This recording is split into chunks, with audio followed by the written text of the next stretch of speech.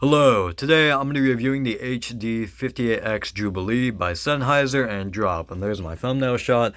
But I'm sorry that my voice sounds bad. It's just because I have a cold and I have a sore throat and a stuffy nose and it sucks.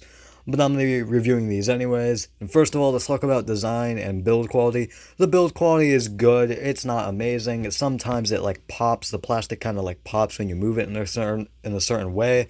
But rather than that, everything feels pretty good. The headband is also glossy instead of matte like a bunch of other Sennheiser headphones, and it doesn't have transparent grills, which kind of sucks, but I'm getting into the design. I'm getting ahead of myself. And let's talk about the actual design. I have a few gripes with it. First of all, the headband, it kind of digs into your skull, and also it makes me super itchy because I'm Asian. I have Asian hair, and I have like really thick hair, and it just makes my head super itchy because I don't know. I don't know why it does, but when I put it in a certain way when I put it on a certain way on my head, it just makes me super itchy, and I don't know why, but it just does. The way the coating on the headband, it just kind of doesn't gel well with my hair. I don't know. It just kind of sucks because it makes my head super itchy, and I just hate it. It's just annoying. And another thing is the clamping force. There was too much clamping force on this. I don't know if this is with other Sennheiser headphones as well, but with these at least, because I haven't gotten any other Sennheiser headphones before this one, there's too much clamping force. Like there's too much, and it just doesn't make it super comfortable for long periods of times. However, this will be pretty decently stable on your head at least. And also the cable, it's not great. It kind of looks like a very wet noodle. It just doesn't look great. And also, it doesn't feel great.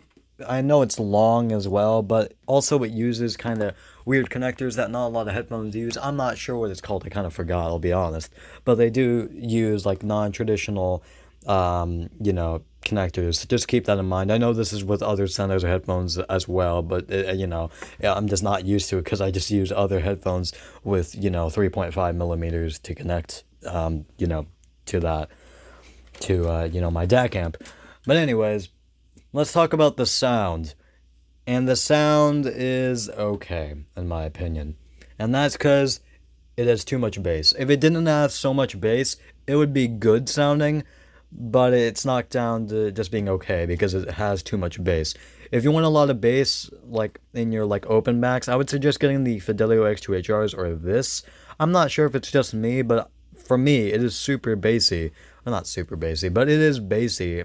It is fun, but for like actually like making music and stuff like that, and trying to master stuff or like remaster stuff, and just listening to songs, you can notice there is too much bass. And this is with my new DAC amp going into the software and going into an equalizer tab to turn down the bass. There is still too much bass, and it just is annoying, and I just don't like I don't like it at all.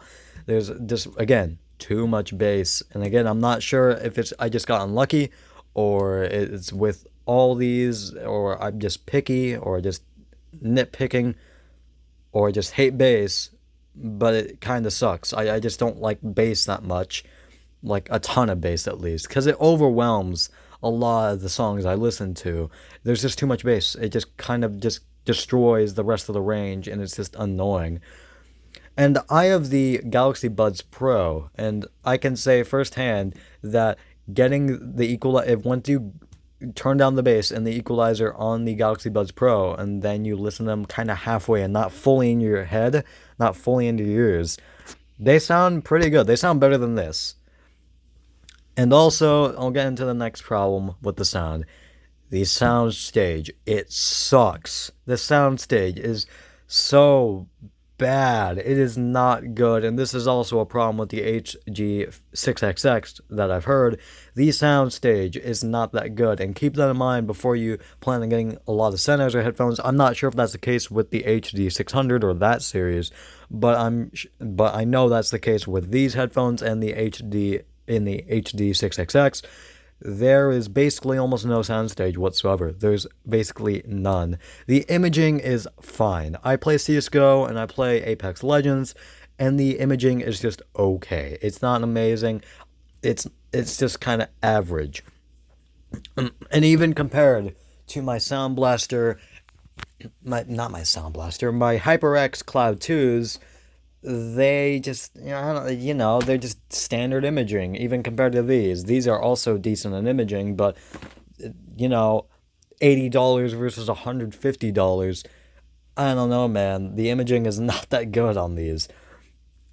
But yeah, that's just my opinion. Other people might have different experiences with these as in terms of imaging and soundstage, but in my opinion, there is basically almost no soundstage, and the imaging is just okay, even when compared to my Cloud 2s. And also, my Cloud 2s are even more comfortable than my, you know, my 58X. Sorry for my voice crack. It is pretty embarrassing. But anyways, yeah, that's basically it. These kind of, I don't know. These are all right for 150. These are good for 150. If you want like bassy headphones that are like decently bassy and are just fun, you'll like these. If you want more critical listening headphones, I would recommend getting the H6XX. However, I would still not recommend getting those. I would actually recommend getting probably the HE4X4 from Hiffyman, whatever.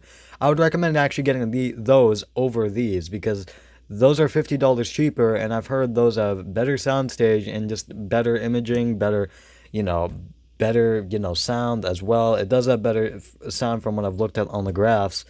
It does have, just better sound in general, and hopefully they won't be as bassy. However, I don't have those, so I can't compare them. So just research at your own, pace, or just research on your own measure. But just from what I have seen, it looks like the HE4X are better in terms of every way, but that might be just me. I would recommend just getting the HE4X over these if you want better soundstage and just better signature in general. But that's it, and I'll see you guys later.